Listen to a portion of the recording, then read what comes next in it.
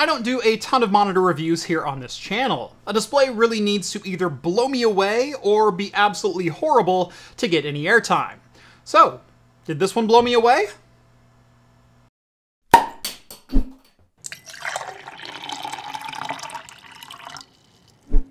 Welcome back to Craft Computing, everyone. As always, I'm Jeff, and this is the Innocn 34M1R, a 34-inch ultra-wide gaming monitor with some pretty killer specs. Standard disclosure for this video, Innocn did send this monitor out for this review, but like all reviews on the channel, no money changed hands. Innocn has no input over the production of this video, nor will they have the opportunity to see it before it goes live on YouTube. So let's get some of the basics out of the way first. This is a 34-inch ultra-wide gaming monitor with a pretty standard resolution of 3440 by 1440, a 165Hz refresh rate, FreeSync Premium, HDR, USB-C power delivery, you know, basically everything you look for when buying a monitor these days. But most of the standout features aren't the ones that you normally find on the front page of a spec sheet. First off, this is a mini LED display and boasts up to 1000 nits of brightness with support for HDR10, and we'll talk a bit more about that when we get into testing.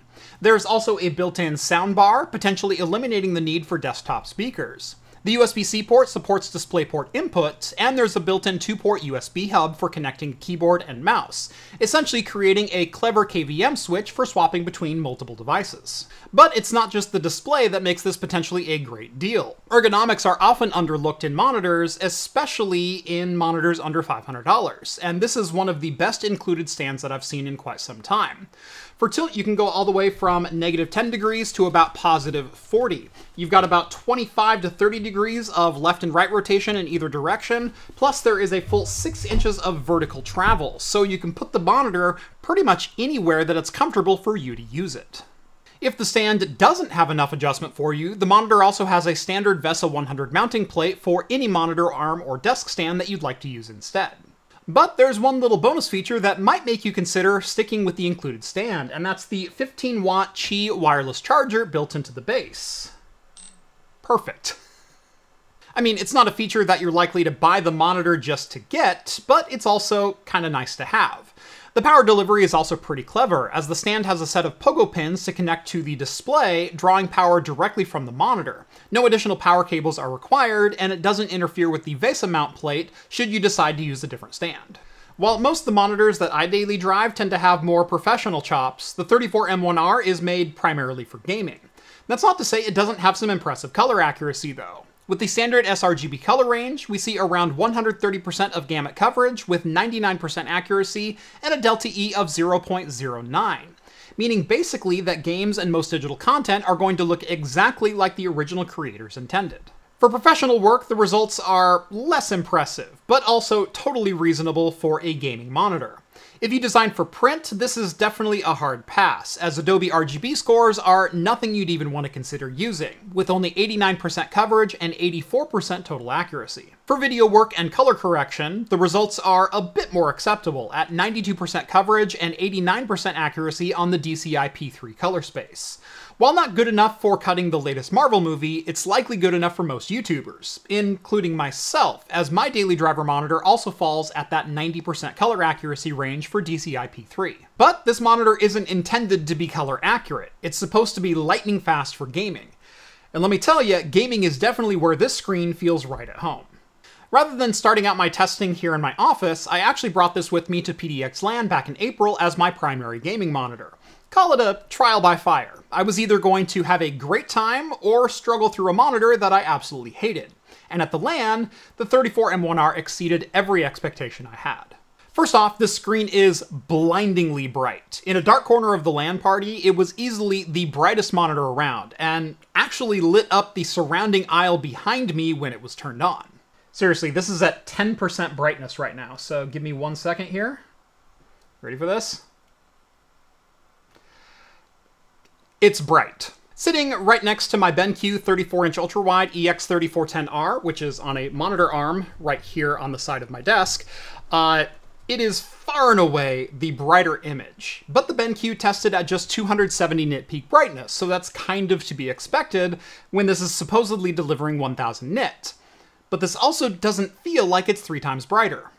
Well, let's head back to the colorimeter results one last time, and in testing, the 34M1R hit a peak brightness of just 586 nits, far below Innocon's claims of 1000 nits and HDR10 compatibility. I retested this multiple times, even maxing out brightness settings over concerns for color correction, and with multiple colorimeters, and got similar results each and every time. With the monitor tuned for color accuracy, you'll only ever get a max brightness of around 450 nit. Sacrificing color means you can climb closer to 600 nit, but you still get nowhere near the claimed 1000. What's worse is if you enable HDR mode through Windows, the monitor drops down to about 400 nit of peak brightness. You know, HDR 400 levels, well off of HDR10 compatibility like Innocn claims on their spec sheet. Some disappointing results to be sure, but like I said a moment ago, this monitor is all about gaming. And again, when not staring at color results and spectrum charts, it's hard not to be happy with what you see. Having brought the 34M1R to the LAN, and then after comparing it to other monitors that I have around here in the office, I definitely feel like I made the right choice. As far as screen performance, it is one of the most pleasing gaming displays that I can ever remember using. Sure, some of the recent OLED gaming demos at 360 and even 480 Hz are pretty fantastic to see in person. But when talking about a sub $500 monitor, there's always some compromises to talk about. A downfall of cranking up contrast on an LCD monitor, for example, is often removing detail and defining lines from text. For example, desktop icons can become difficult to read. Browsing Google can become a blurry mess with text on a white background. But I don't see any of that happening here. Even with this monitor cranked at max brightness, text details remain incredibly sharp and very well defined.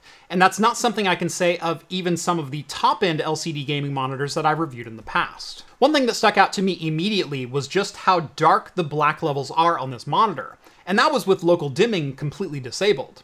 The contrast and clarity of this display really is OLED-like in some instances, with both dark and highlights having amazingly crisp detail without washing out or fading into obscurity. Light bleed and haloing is also kept very much in check. Getting into games, the first thing that I noticed was how incredibly crisp the image was while in motion. This is often tested as gray-to-gray response time, and every OEM likes to lie about their monitor's performance. See 1 millisecond ratings on just about every panel for sale today. But seeing a monitor with a truly fantastic response time will ruin monitors for you for the rest of your life. There's almost zero ghosting to be seen on this screen in most cases. Even in fast-moving scenes, the display remains crisp and the details incredibly sharp and well-defined. Even pulling up Blurbuster's UFO test, the results from the ghosting demo with the white and black backgrounds are nearly perfect. On black, there's zero trail to be seen from the UFO whatsoever, while on the white background, there's around 1 frame of ghosting, or around 6 milliseconds of time to remove the UFO completely from the background. According to the best that I can measure with my camera, the gray background had about 3 to 4 frames of ghosting at the default 960 pixels per second.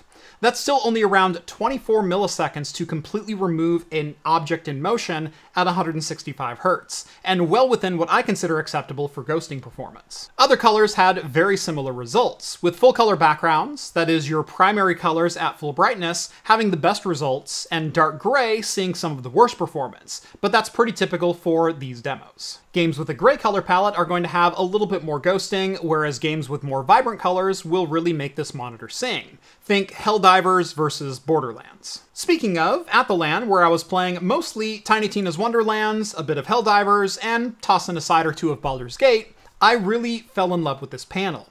But then, I got home and started my review process in proper, and some of the other areas of this monitor did take a bit of the shine off the final results. Let me explain. First off, the speaker bar right here is supposed to be one of the major selling points on this screen. In fact, the soundbar on my last couple BenQ monitors are one of the biggest reasons that I wound up using them long term.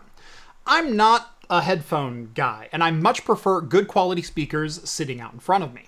Again, looking over at my daily driver BenQ EX3410R, it has some seriously amazing sound quality, straight up eliminating the need for most people to have desktop speakers taking up room underneath their monitors. And I was hoping for similar results out of the 34M1R from Innocn. Sadly, while they do have pretty decent volume levels, overall sound quality, it's just not there.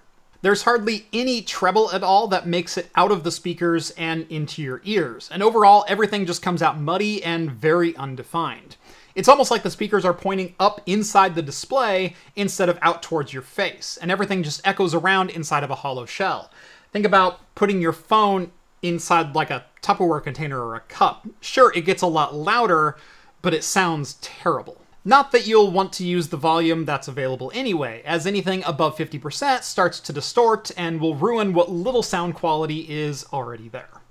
The menu system on the monitor is also a point of frustration. There are 4 display modes to choose from, depending on how you plan to use your monitor. There is Standard, sRGB, Adobe RGB, and DCI-P3.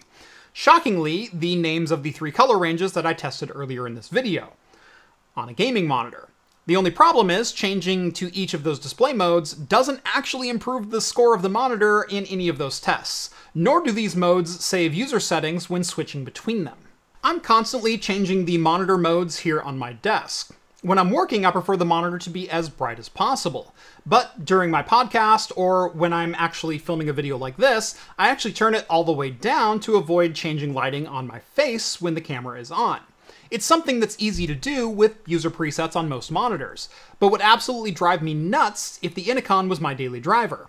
In fact, despite me loving the image quality for gaming and media playback, it's the lack of user presets and the poor quality audio that's going to keep it from taking over here on my desk. Overall, I really do love the image quality on the Innocn 34M1R. It's a 1440p ultrawide with a 165Hz refresh rate, some of the cleanest ghosting performance I've ever seen outside of OLED displays, and is impressively bright. Plus, I really do love the included stand, the wireless charger, and the built-in KVM functionality. As a gaming monitor, this is absolutely one to have on your shortlist, especially at a sub $500 price point.